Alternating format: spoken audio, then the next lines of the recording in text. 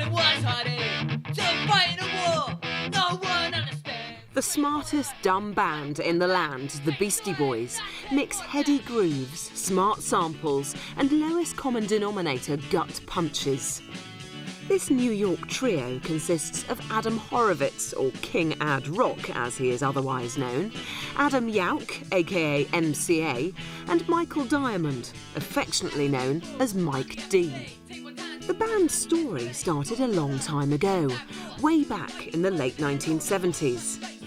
America, at the time, was facing the start of the Ronald Reagan era, and a new breed of disillusioned youth was beginning to come of age. This is the never-told-before story of the Beastie Boys' musical evolution.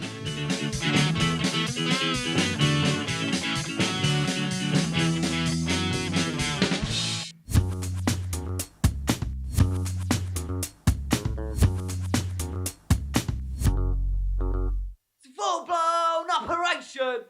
What are you doing? What are you doing? That's a full-blown operation! What are you doing? Okay! The Beastie Boys actually started life as two separate bands that would eventually evolve into one. Mike D's band was a four-piece group called the Young Aborigines. Who were the Young Aborigines? They were Mike and John and me, mainly. But first it started out just as Mike and John. John Berry is a former member of the Beastie Boys from their original lineup. I played guitar. Jeremy played bass, and Mike played his drums. After a while, I got the notion to introduce my two best friends, Mike and John. I masterminded an introduction by buying a ticket for Joe Jackson. And as soon as the first band kicked into their thing, John started hoboing like a maniac. I acted wildly, jumping around. I'll never forget it. I mean, just in his chair. He didn't stand up. He just bouncing up and down. After their set ended, John went to use the bathroom. And Mike turns to me and goes, "This guy's insane." He goes, "This guy's crazy. I don't know if I can deal with this guy." Jeremy told me that Mike thought that I was out of my mind and was wondering if there was anything really seriously mentally wrong with me. I was like, no. He's cool. Don't worry. He's good. He's a good guy. I've never been to a concert with him before. I never saw him act like that before, but obviously, something about the music was setting something off in him. And so after that, though, Mike warmed up to him. And we sort of discovered that we had the same interests in punk, and we both loved The Clash. I came up with the suggestion. I said, "Hey, why don't you guys play together, And it was just a terrible, terrible combination of, because none of us knew how to play, but I mean, we had a lot of enthusiasm. Let's say we were, for lack of a better word, a jam band. It's a terrible term, but it's just a band whacking off, basically.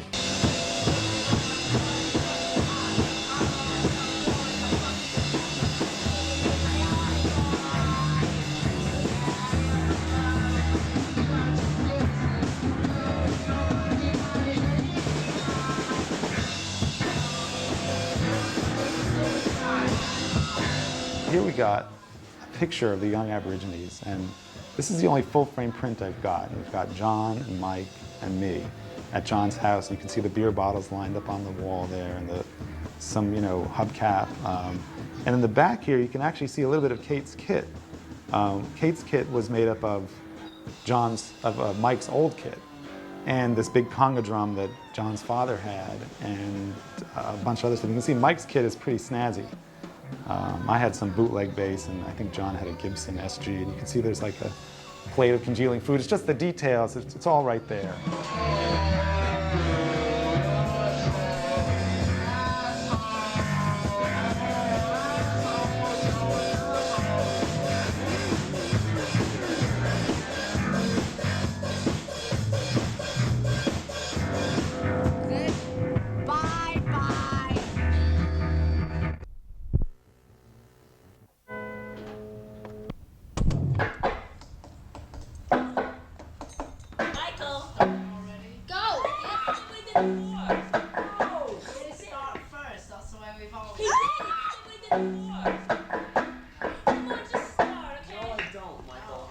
Jeremy plays the bass. I start doing this.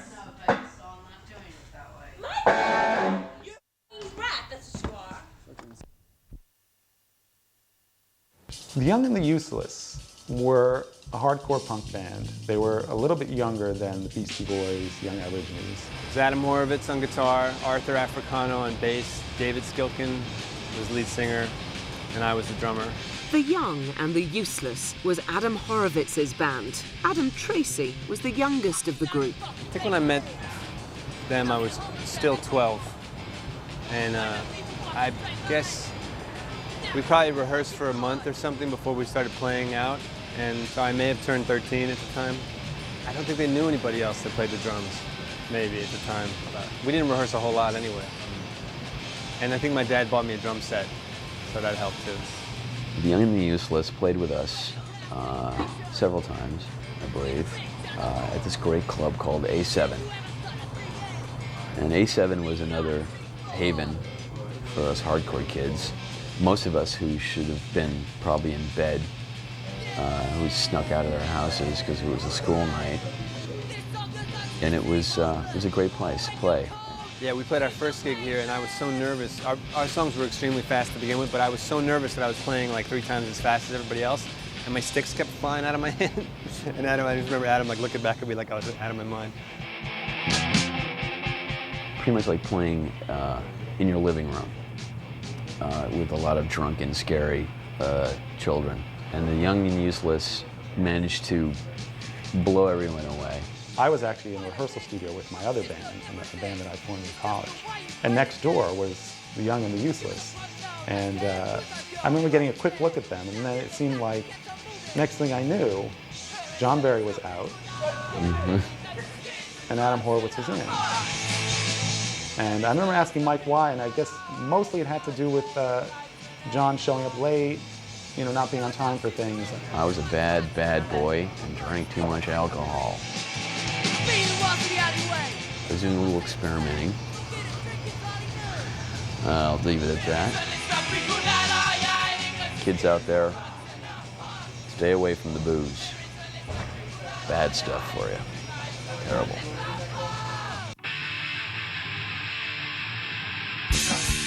The hardcore punk scene centred around a small record shop in New York's East Village called Rat Cage Records. Well, I remember first hearing about Rat Cage Records in about 1981, and it was a little teeny store that was underground. Rat Cage was a record store on 9th Street between 2nd and 3rd Avenue. It was just about across the street from Veselka Diner. It became just kind of a focus point, a place where you could go to get the new records, you get T-shirts, you get badges, you know. Dave Parsons was the owner. I mean, Dave's shop stayed open till 4 in the morning at least. We'd just hang out there and eat and just hang out. I mean, it was sort of like base camp.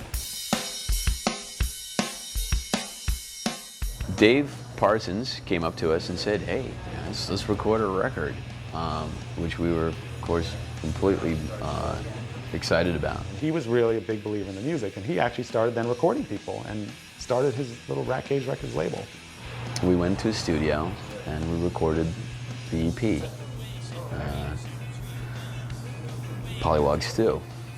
The name they gave the EP, I can't remember, there was some reference, some inside joke between the 4 of them that led to that title. It was a great experience, and I learned a lot about actually trying to play for a recording, which is a lot different than playing for an audience.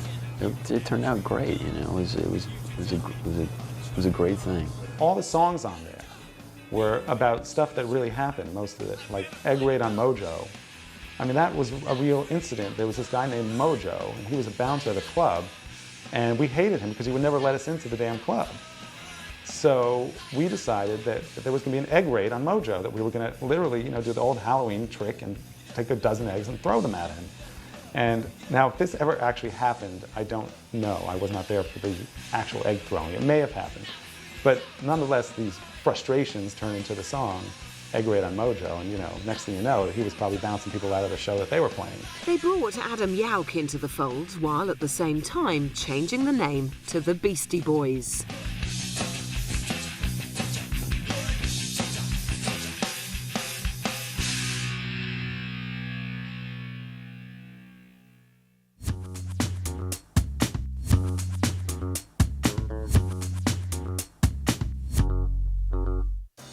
Beasties were now an established part of the New York hardcore scene, even managing to get gigs at the legendary home of punk rock, CBGB's.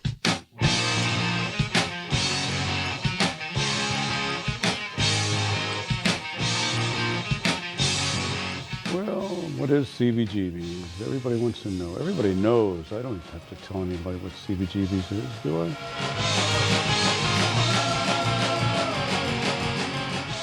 It's a place where I think, you know, where we started what they call punk rock. To me, hardcore was like, it came out of the punk rock thing, you know, the Sex Pistols and the Ramones, and it was faster than punk rock. It was a lot of slam dancing. It was very angry. We were sort of the younger brothers and sisters of the punk movement. 2 guitars, bass and drums, play really fast, vocals are shouted, you know, it's sort of a back to 76 punk. The interesting thing about hardcore at the time, particularly in 1982 in downtown New York, was how immediate and accessible it was. You could sort of go to CBGB's on I think they had the Saturday matinees, or Saturday or Sunday they would have a matinee, and that was the scene. Pretty much everybody there was the scene, and you could talk to anybody, and they would have a record out that was locally distributed, and that was it. It was very immediate. They would like write a song, record it, and make a record. Hardcore? Well, I call hardcore punk is punk rock speeded up.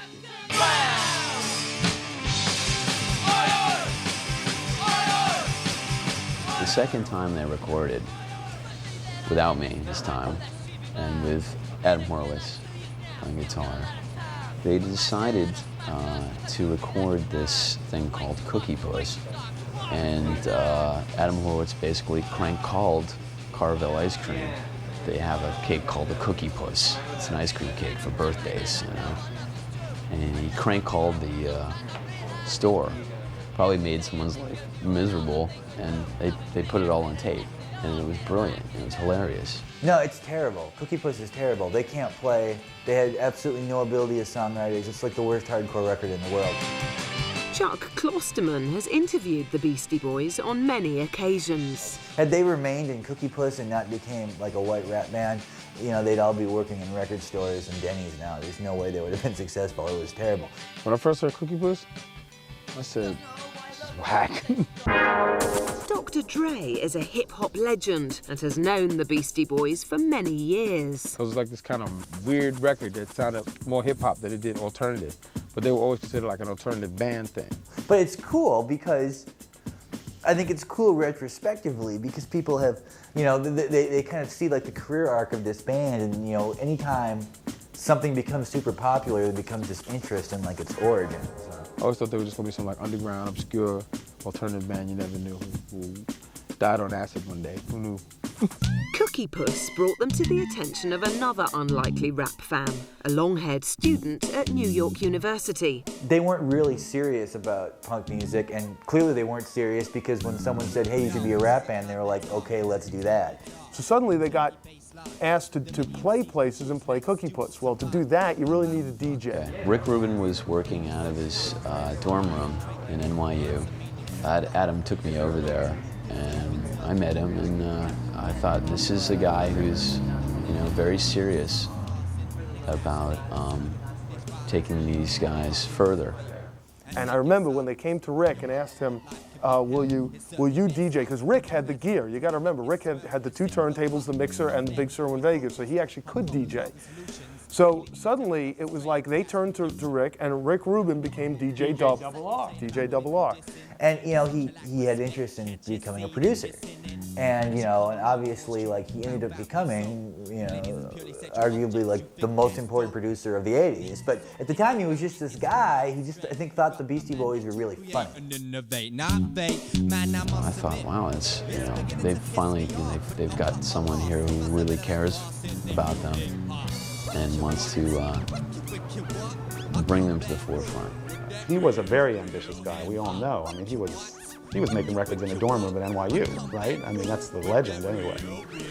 He was very into rap and hip hop, and I think when he heard them or saw them, something must have just clicked in his mind. Adam Dubin is a friend and former roommate of Rick Rubin. It was really about the energy. It was what Rick Rubin saw initially, that there really wasn't this wide gulf between what punk was doing in its essence and what rap was doing in its early essence. It was still, the energy was still there, and the ability to just do something like visceral and angry. Rap music was new. It was underground, it was in the clubs, and when you played a rap record at a club or a party, it evoked the grandest emotion from everybody. I remember when Rubin was telling me, he's like, yeah, I got these parties to DJ with the Beastie Boys, and it was Cookie Puss. Well, Cookie Puss was way more successful than anything the Beastie Boys or Young and Useless or whatever other bands they were had ever done. So it was like, you know, it doesn't take too much of a genius to figure, well, that's a good road, so they kept going down that road. And then Rick Rubin's ideas kicked in. The one thing about rap music, you didn't have to sing, but you can rap. If you can rap, you can get a rhythm, and you have the right beat, you can win. Now, if you talk to the Beastie Boys, they will tell you that like they always grew up, intertwined with African American culture, and it was just part of their life. It's interesting because they all went to like kind of really exclusive, expensive private schools, and I sometimes wonder how many black kids that they really knew growing up. I'm sure it was some, but Yo MTV Raps did give the Beastie Boys a considerable amount of credibility because I think in the black community, they felt like, okay, the Beastie Boys are popular, but they're probably just popular because white people are writing about them and white people like them. Whereas Yo MTV Raps was one of the first time it was like black people saying to black people, it's like, these guys, they might be white and they seem like, buffoons or whatever, but they're actually, this is actually the kind of music you like too. So when they first walked on the stage, it was like, whoa, we white guys trying to rap. On stage, a white guy had to earn his stripes, and no one had done that yet. It's like if you went to the Apollo and you were a comedian, the audience in rap at that time was just like the black audience at the Apollo, which a white audience sits there and goes, okay, entertain me. A black audience goes, what you got? What you got, sucker? Basically, because they want to be entertained. And I think it probably seemed maybe, I'm white guy, so I don't know, but I always wonder if maybe in the black community, if the Beastie Boys almost seemed like a novelty. It was sort of like, isn't it kind of charming that these guys, want to make the kind of music that we invented? This one walked over to me, he said, I know you're the backbone of all of this, because those three white boys don't know what they're doing. And I was like, wow, that's just really presumptuous of yourself. That was really, really presumptuous of them. And when the Beasties first came on, they were not greeted with widespread approval, but usually by the end of their set, they would have won the audience over. And they did that pretty quickly. We did a show in Virginia, and you had 5,000 little black girls screaming and hollering, trying to get to them. Wanting to have a good time and loving the guys just genuinely because they were real with what they were trying to say. They weren't trying to be black. They were trying to be the Beastie Boys. And it worked, and it translated. The music translated, not the color. The reason why Beastie Boys sounded, they just made good records. DJ Red Alert is recognised and respected worldwide as one of the founding fathers of hip-hop. When I was playing in '86, there was a club called Union Square. And it was predominantly black. And at that time, there was two records that were so popular. One was Hold It Now, Hit It, and Paul Revere. And to us, it sounded good. We didn't care what nationality it was, it just sounded good. We like, what's this? But it caught our attention, it sounded funky. Some of the stuff that sounded funky, we liked it. The beats were very aggressive. So in hip hop, we always loved aggressive beats as far as stuff like from Aerosmith, stuff like from Queen, stuff Billy Squier, AC/DC. So those kind of beats were kind of similar to what they were doing with the alternative beats, with the big drums and the big bop, bop, boom, boom, bop, bop, and all that craziness. All we did is just scratch it. So you heard the zigga, zigga, boom, boom, da, zigga, boom, boom, bop. So we always used the same, like similar beats. So it was kind of like right there on the same thing. But it was the commentary and delivery that was a little different. Sometimes being a black member of a white group had its drawbacks. The time we went to perform over by Fenway Park in Boston, and there was myself and a guy named Say City, and they said, you guys gotta go around the back, because, you know, we don't have black people in this club. And we're like, what? Are you kidding me? And they stood up and said, yo, if they can't come through, we not coming through. And it caused such a big ruckus. They said, just go ahead, go ahead, go ahead, go ahead, go ahead. And I heard them say, like, when we were coming by, the guy goes, nigga lovers. I was like, you gotta be kidding me. This is like, come on, man. This is 1986, 87. Are you crazy? How could you, where'd that come from?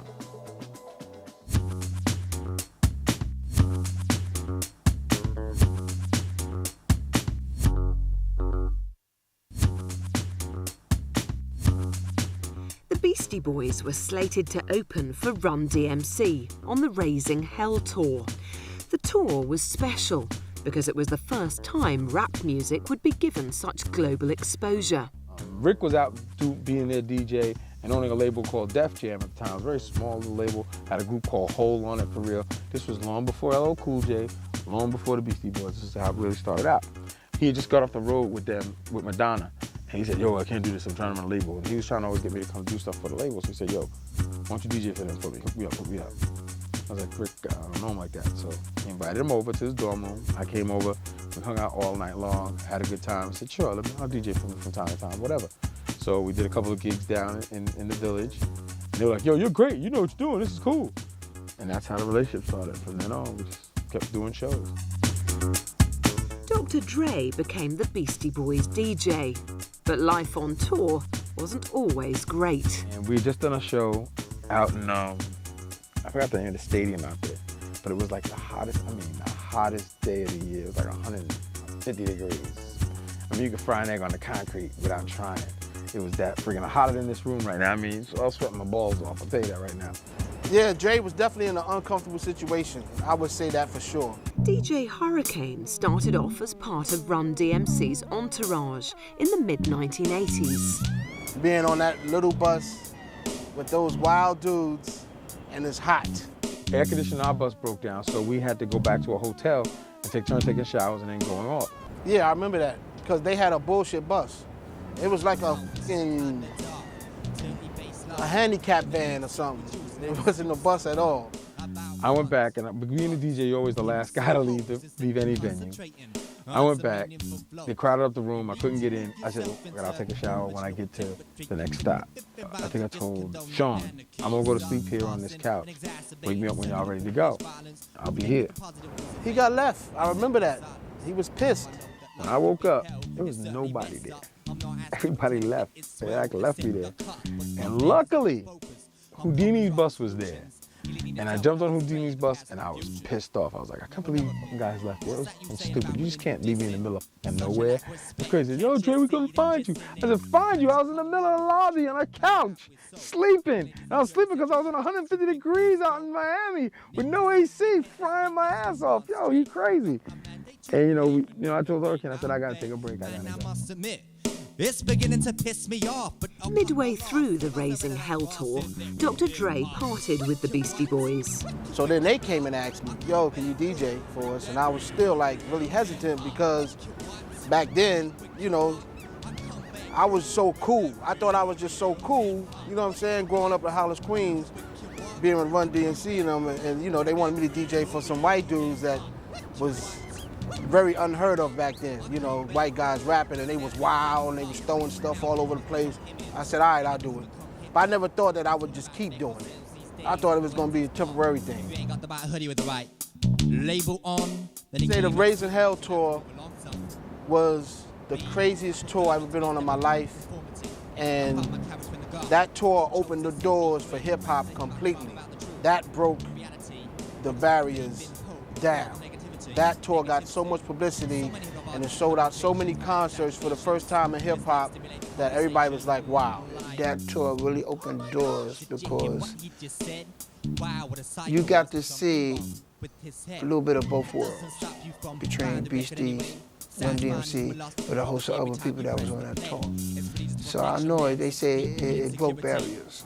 It was this wild scene, you know, girls screaming, this giant Budweiser can on the stage. They're squirting beers on people, you know, and it was funny, you know. I just thought, man, that's, you know, basically what we were doing as punk rock kids. Yes, there was all the debauchery of sex, drugs, and rock and roll going on all the time. The Beastie Boys' foul-mouthed, crotch-grabbing antics were about to make them notorious. I remember just coming in our dressing room was like the worst thing you could do. You know, if you come into our dressing room, you might get hit in the head with a can of beer. Somebody might squirt some whipped cream in your face. Anything could happen to you if you came inside the dressing room. Anything. The other problem was, and this was a major problem, was they didn't realize, none of us realized, that half their fans were 11-year-old and 12-year-old kids, 14-year-old kids. And at that time, 14-year-old kids were not as sophisticated as they are now. They had a gigantic inflatable penis on their tour. They had the beer show where they poured beer over everybody. They did all kinds of crap. And this is just a stripper in a cage, and this is just, you know, on stage. The attention they got, here at least, had much more to do with sort of like obscenity. They toured America with Madonna. They were like the opening act for Madonna, so all of a sudden, all these 12 and 13-year-old girls were kind of being exposed to the, you know, this band who was, you know, overtly sexual and had lots of phallic imagery on stage, and almost seemed to be presenting themselves as like potential molesters. Oh my gosh! On stage, they're doing all this crazy stuff. They're cursing. They're pouring beer. Their girls are dropping their tops, and you've got 11-year-old kids in the audience with their families, with their moms and dads who brought them to the show. That's where the real trouble started. Today, the Beastie Boys, an American band calling itself the nastiest group in the world, arrived in London. They'd flown in from Europe, where apparently they daubed the walls of their hotel with human excrement, wrecked one bar, and in another ended up throwing beer at other customers. I remember first going overseas and people knowing who I was. It really kind of bugged me out the first time I went over there. To get off the plane and seeing people run up to you saying, yo, what's up, DJ Hurricane? Yo, what's up, man? We love you, boom, boom, boom, boom. Kind of really to make you say, dang, man, this stuff is really big now. But the controversy really kicked in when the Beasties toured Europe. The British papers out there made up a lie and said that the Beastie Boys is laughing at crippled kids. And when we got to Europe, everybody was like protesting us, like really crazy, like they wanted to kill us. I think it's a shame that you have to write articles and make up lies to sell your papers. Because it's really stupid. The Beastie Boys, a band with few words, most of them unprintable. I remember getting to Liverpool and doing a concert. As soon as I got on the turntables, started scratching, people start throwing beer cans at me, talking about fully loaded beer cans. And I'm like ducking, like, I mean, one of them coming towards my face and I ducked. And I was like, yo, y'all gotta stop throwing this stuff, right? So I'm thinking, all right, let me hurry and bring the guys out here, maybe they'll calm down. As soon as they came out, it got worse. It was like, OK Corral, it was like we was running from bullets. It was like throwing all kind of stuff at us. Then I remember, I believe it was MCA picked up something and threw it back in the crowd. And it hit somebody. And the next thing you know, the police was at the hotel looking to arrest somebody.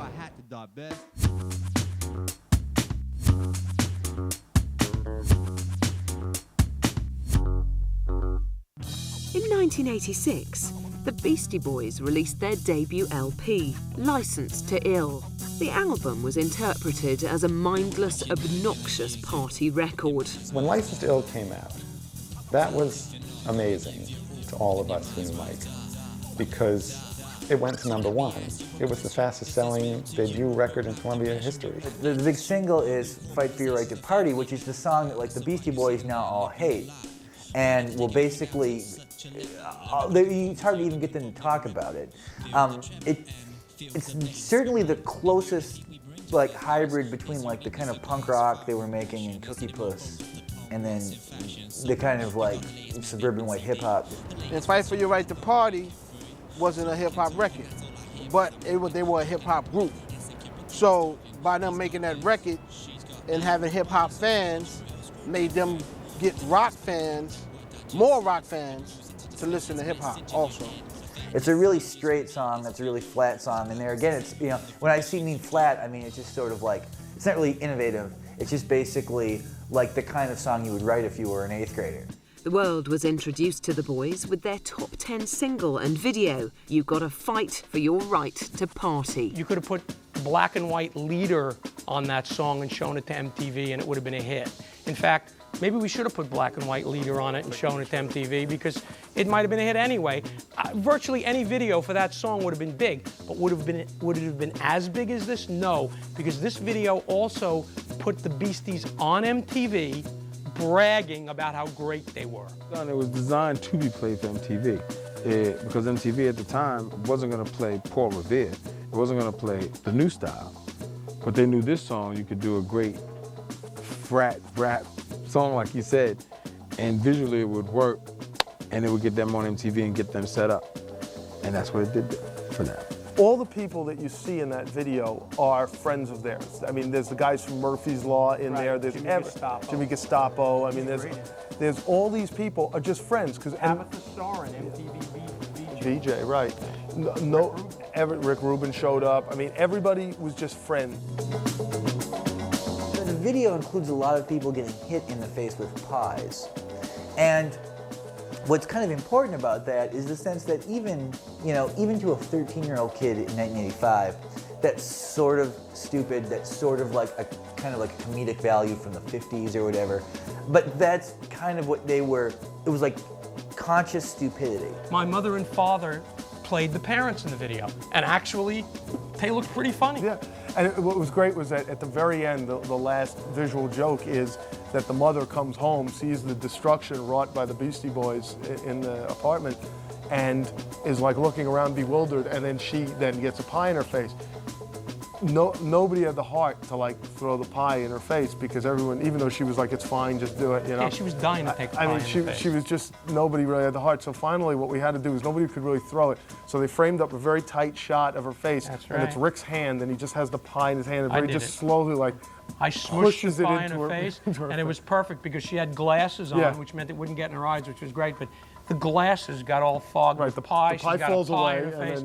And I remember on MTV they said, one of the guys who directed this threw the pie in his mother's face at the end. Nice going, kid. Right.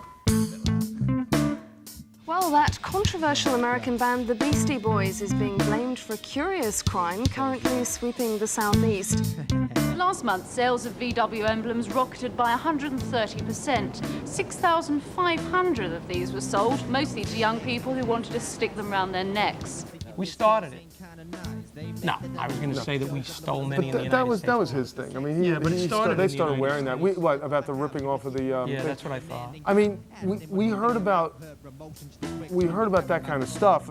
Not specifically that it was necessarily all the rage, but I mean, you knew where they were getting this stuff, and they weren't paying for it legally or anything. I mean, you knew all that was what was kind of the cool thing about it was that they would, anybody who was wearing an emblem from a car, you know they'd stolen it from a car, and that was kind of the thing about it. So Mike D really, I think, started the VW thing himself. I mean, knowing Mike, he probably paid for it.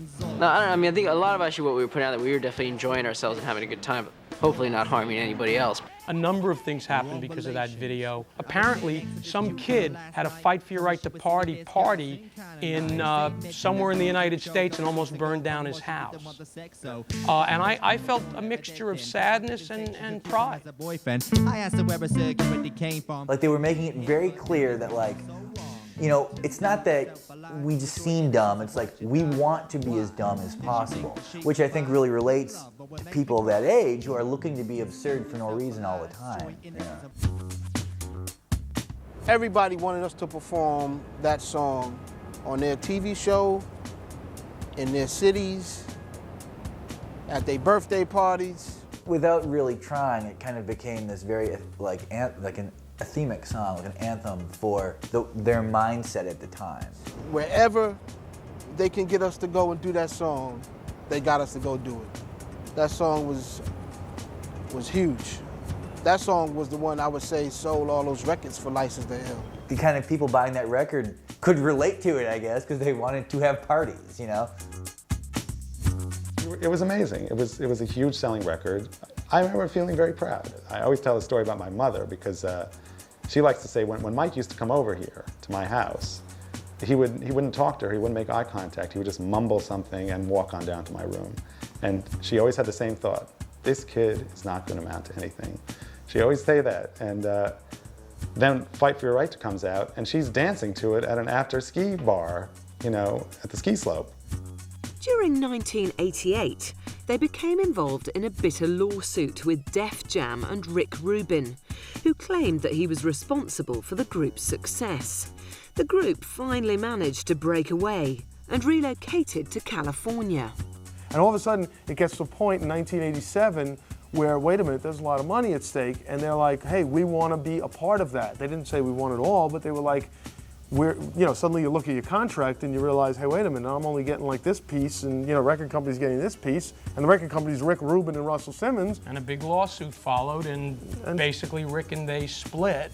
And I think that's part of the problem, is they see that as before they became in control of their own destiny, though they had a lot to do with the videos. The breakup of the Beastie Boys and Rick Rubin came about basically because they learned the harsh lesson that many performers learn, which when you get successful, you are, all of a sudden you want to have, let's say, you realize how little of yourself and your own success you're entitled to.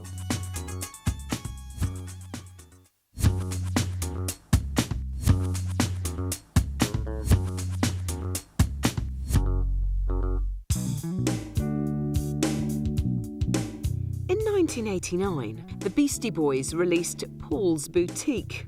The musical style was entirely different to License to Ill. Many observers didn't know what to make of it.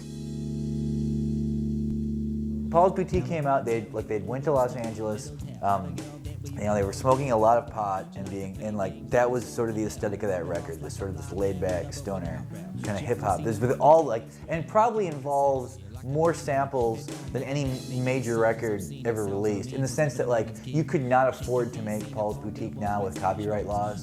People were really cracking down on the use of samples and the use of material. I mean, there are hundreds and hundreds of, there'll be just a snippet of a Bowie song that just, and all these things, you could never make that record now. That's the end of widespread sampling.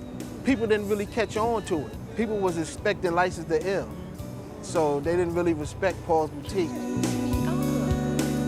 They make this record, and almost no one pays attention to it because it's not as superficially funny or as sort of aggressively obnoxious. All the things that sort of made them famous initially, which really were kind of the baggage of License to Ill, that's all gone. I remember when Paul's Boutique first came out and we started doing shows, and the record sales didn't jump off the way they're supposed to, and everybody was looking kind of down about it, oh, this is it, it's over.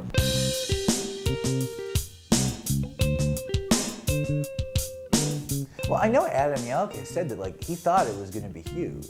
They were working under the premise that okay, if this last record sold 12 million, and this record is so much better, and it's so much more serious, it's going to be like Fleetwood Mac's Rumors. It's going to just be massive. And then it did. I don't know really how it affected them, because I think that,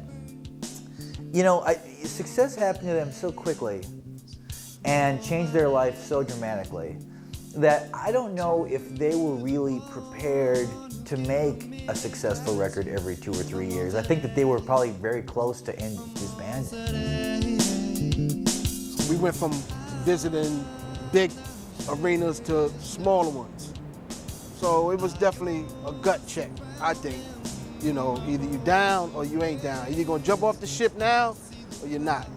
I just get the impression that as personalities, their life had all changed, and one was dating Iona Sky, who was an actress, they were doing all these other things, and I think in a sense maybe that that when Paul's Boutique didn't do as well commercially, they were sort of like, well, okay, like we still made all this money off our first record, we did all these tours, and this record we liked, but it didn't do as well, we'll just see what happens, maybe this is the last record we'll ever make. It's all about God and the song that he sent you.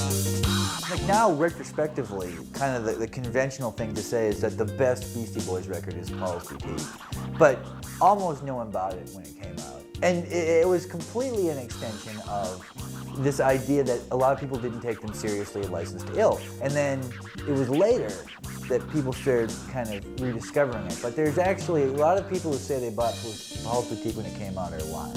But now, people love Paul's Boutique, Same people that probably didn't like it back then, when they go back and listen to it now, they love it.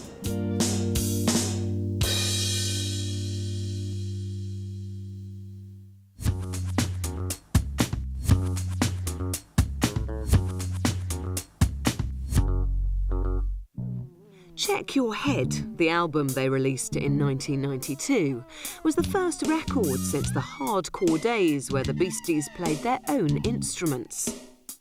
The LP re-established the Beastie Boys as a musical force in the alternative scene. And I think we just decided to start playing again. So we kind of picked up the instruments, we kind of did it again, like came back in a different style when we picked them up, just kind of trying something else out. Check Your Head, well, I was at college at the time, and it seemed like a big record there. Now, I can't, I'm sure it went platinum. Their video, the video for What You Want was on MTV quite a bit. It had to have done pretty well, but it was super popular among, serious music fans at the time. Check Your Head was, I think that was a really good, genius album because it went from just making an all hip-hop album to making a whole complete album of hip-hop, a little rock, a little punk, and some little instrumentals. They were one of the first kind of outfits where it seemed like that they were very consciously and very clearly merging hard rock and hip-hop, and that while they were together, they still had sort of autonomous identities. That record became a big deal because there was sort of this kind of social and universal discovery that, oh, actually the Beastie Boys, they weren't just this funny band, they're actually this brilliant band, there's a lot of musicianship here and a real understanding of how things are supposed to sound. By the time they made Check Your Head, the musical climate had completely changed. In the sense that all of us, there was this new interest in alternative music as the mainstream. The response to Check Your Head was incredible. People loved it. People loved to see instruments. Like when you came to the show and Check Your Head, it was never done before. Nowadays you see people like Limp Bizkit and other rock bands trying to do what we did back then, which was pick up instruments, scratching with the instruments, rapping with instruments, and putting it all together in on one plate. People were revising their take on the Beastie Boys, but they were revising it in a way that was more accurate. That these weren't just personalities, these were actually a very sort of talented and sophisticated band. That's the biggest thing Check Your Head did. It kind of made people come to the conclusion that the Beastie Boys were musically sophisticated, which had not been the case in the past. In 1994, Ill Communication was released. Its style was quite similar to Check Your Head, but this time it was more hip-hop focused. Sabotage to me is a very clear example of how the Beastie Boys have been always able to stay just slightly ahead of the cultural curve, in the sense that when that came out in 1994, the one thing that seemed to really interest them a lot and was of great interest to this huge mass of listener who hadn't, I guess, been able to experience this, was this sudden interest in the 1970s and 70s culture. So when they made the Sabotage video, which was really sort of a mock send-up of American cop shows from the 70s like Starsky and Hutch and Beretta and stuff. That was the first time people heard that song and saw those images. Because MTV basically broke that song, and people really liked the video. And it was directed by Spike Jonze, and it was really funny, and it was really cool. And it basically then positioned now the Beastie Boys as where they had been previously like a college rock band, now they were like, you know, like a major alternative rock band, and sort of really like one of the first rap rock bands. To me, that was like my favorite, Ill Communication, because the tours that we did on Ill Communication, the way we used to rock the crowd when we did Sabotage and Sure Shot and those songs like that, I mean, the crowds used to go so crazy from the shows we used to do. I mean, I wish I had some of them on video. It was just phenomenal. That was a hot year.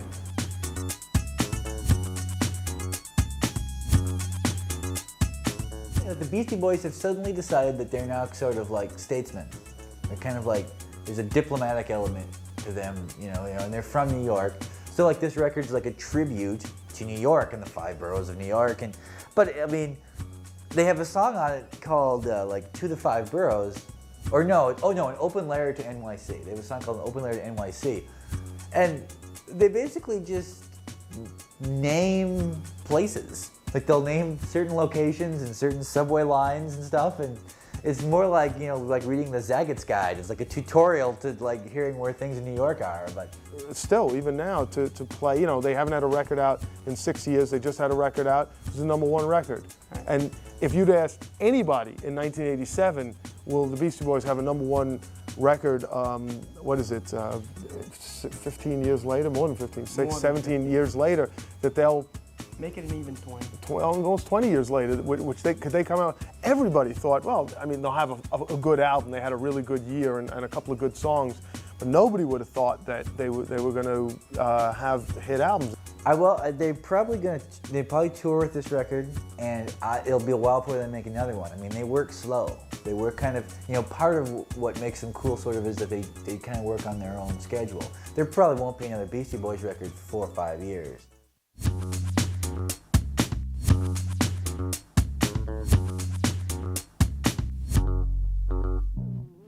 After a trekking holiday through Tibet, Adam Yauch was suddenly drawn to the plight of the people there, whose country and culture was being occupied by China. He decided to stand up and do something about it, resulting in the first Tibetan Freedom Concert, held over 2 days in June 1996. There was just this big interest in the middle 90s in the United States about free Tibet. And you would see it on bumper stickers on cars, and you would hear people talking about it. It became kind of like, it was like a hipster cause.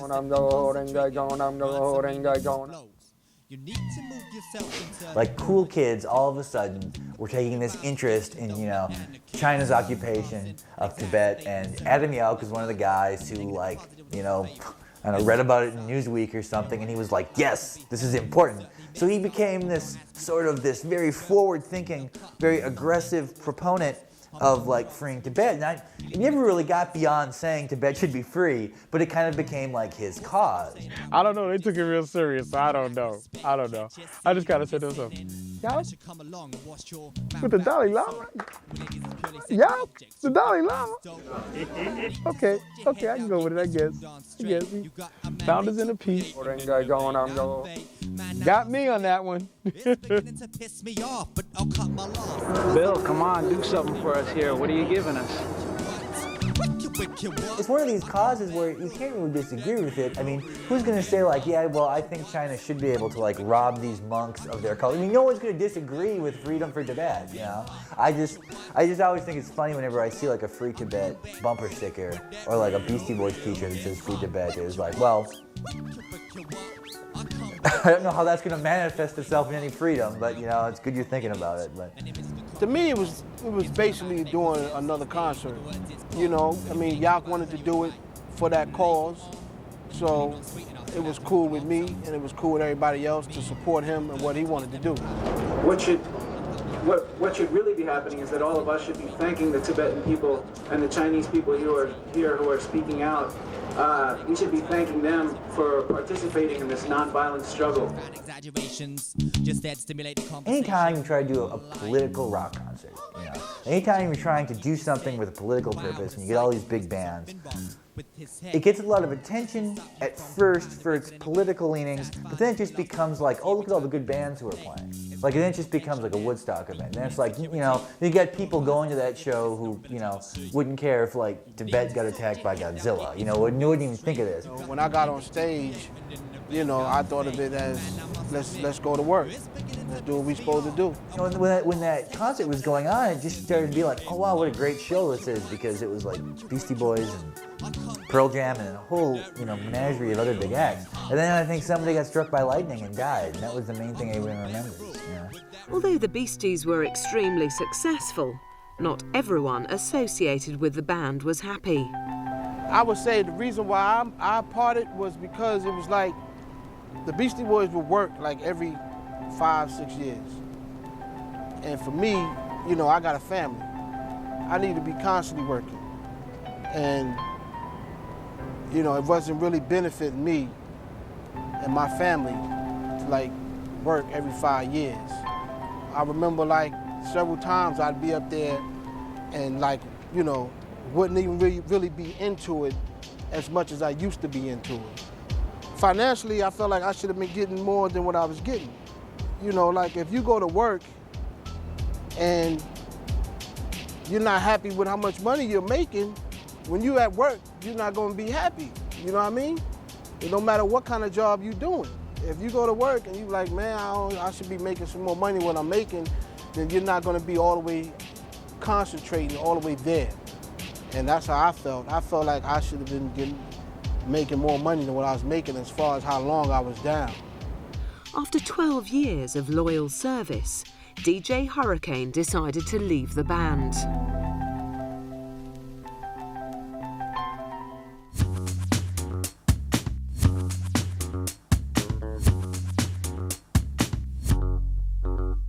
Full-blown operation! What are you do? What are you do? That's a full-blown... Anyone who has spent time with the band always takes away special memories. The boys' true personalities are always hidden behind their comedic alter egos. But what are they really like? I first met Mike through my brother, actually, because my brother was best friends with Mike's older brother, his oldest brother, David. And so it just sort of naturally happened that I became interested in Mike when we crossed paths. We gradually just got more and more into music. That became, you know, we sort of put away childish things, you could say, and just became record fanatics. Mike D is the dude that, you know, he's the guy that when the mic comes on, he wants to be the dude to be talking. He wants to take care of all the business part of everything. He wants to be the spoken dude of the group. Well, not wants to be, he is, basically.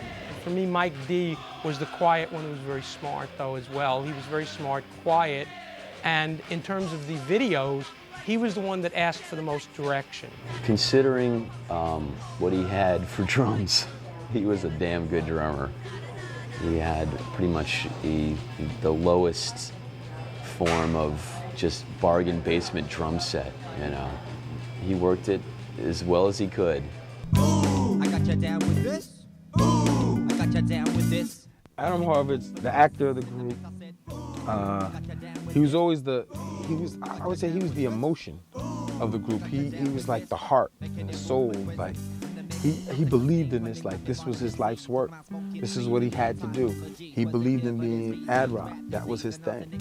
I really looked up to Adam Horvitz. I thought he was extremely funny, and he always wore like really cool clothes. His mom had a clothing store. I don't know whether we all dressed like Adam or we all just dressed that way ourselves, but the whole like baseball cap and, you know, t-shirt, I don't know, I mean, it just seemed like what we were all wearing, and then it became this whole uniform in the 90s, late 80s.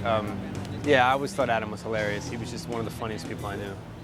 He enjoyed being in front. If there was a front man to the Beastie Boys, it would be Ad Rock. Yak would be the sexy guy, and Mike Diamond, he's honestly the manager, believer, backbone in his own vein. But it would be Ad Rock as the step out front guy. You know, he was like the leader of the Young and Useless. It was his band, so, and I, you know, because he was a couple years older. I mean, there's a big age difference then, and you know, I always looked up to him and thought he was, you know, like, you know, whatever he thought was right was probably right, and you know, he was really funny and smart. And You know, so I always had this like kind of little brother feeling around him. Adam Horovitz was actually at the time probably, although I knew all three of them, was the one I was the closest to. He was the son of the famous playwright and sometimes screenwriter Israel Horovitz, and we became pretty friendly the minute Adam told me that his father had co-written an Italian gangster film with John Cassavetes, which he didn't take credit for, called Machine Gun McCain, that I loved. Well, Adam Horovitz was like, you know, Ad Rock my favorite, because he's the dude that I would say like I can relate to the most, because he's just like so cool, you know what I'm saying? Like he'll always call me and, you know, say, "What's up, Kane?" He'll speak to my wife and you know, ask me how the kids doing. I would say Ad Rock is definitely my closest friend when it comes down to being, if you're asking me out of all three, Ad Rock is definitely the man.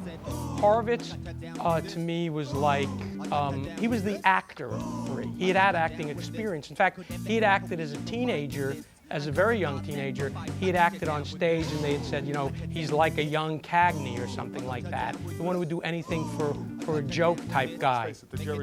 He was the Jerry Lewis of the three. Yauk, MCA. Very cool, very reserved, very funny guy. I always like hanging out with Yauk because we always would do like crazy stuff, you know, by ourselves and hang out and we talk, and you know, Yauk would drink scotch and I would drink scotch with him and we would just talk stuff for a while. Very reserved, cool guy, very, very cool guy. Like a Buddhist monk. Like you can't really do nothing around him that he's gonna think is wrong, without him like, "Yo, dude, man, you should stop." Or, "Yo, dude, that ain't cool." Type of dude. He's just so gentle, man. Now it's, you know.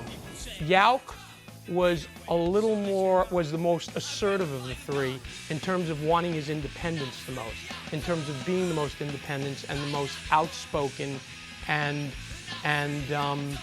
he was sort of laid back. He wasn't the quietest of the three, but he was laid back. He gave a lot of thought to what he wanted to do, and they all did, in fact. I mean, they worked together, but he was usually the ringleader of whatever idea they came up with. In terms of anything that they came up with, I think he would sort of become the spokesman at certain times. One night, you know, we were listening to records, and he had this detonation plunger. You can see in the cartoons, you know, this plunger thing to detonate bombs, and he liked to make explosives. One night, we decided to blow up the neighbor's yard. So we snuck over the yard and jumped over the fence, planted a bomb, and we took the wire back, trailed it back, up into his room, and set off a bomb. I don't know if it went off. I don't know if it went off at all. We just, you know, maniacally laughed, and you know, it was just, you know, it was funny, you know, it was just, there was no reason for it, you know, but it was just, you know, it was silly, you know. I think he got in a lot of trouble for that, actually.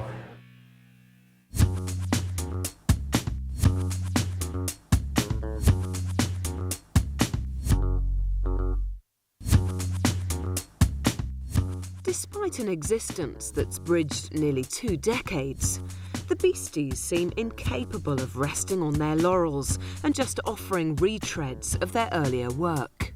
For a band that was written off as a one-joke novelty act the moment they came to mass attention, they haven't done that badly. But they'll loom pretty large in rock and roll history as probably as the first valid white rap act.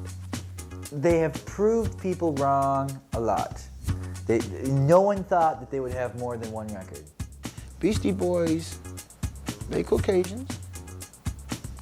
We might say in general, yeah, they doing black sound, but still in all, it come across the message to everybody. To me, music is music. They're good people too. They're always interested in other bands and helping. They're very good. I mean, to have been around for this long, first of all, they're going on, I mean, what is that, 23 years? I mean, it's a huge accomplishment, and they've kept their heads, you know, they've really survived. So many years later, they're not really just a footnote in music. They actually are able to pack, you know, arenas. In fact, every white act, whether they want to believe it or not, including Kid Rock and guys like that, they may be, or Eminem, they may be different, but every white act that does rap owes something to them, just like every white rock and roll guy owes something to Elvis. I would sum them up as being one of the greatest hip hop groups to live. You know, definitely one of the top. Their ability to continue to grow and reinvent themselves and stay new. That's their legacy. They're still valid, they're still doing it, and they're still doing it well, and they've still got a sense of humor about themselves, which is a very key thing, so their legacy will loom large. At least as big as Michelangelo. At least as big as Michelangelo, if not as big as Titian. Except they don't work on ceilings. No.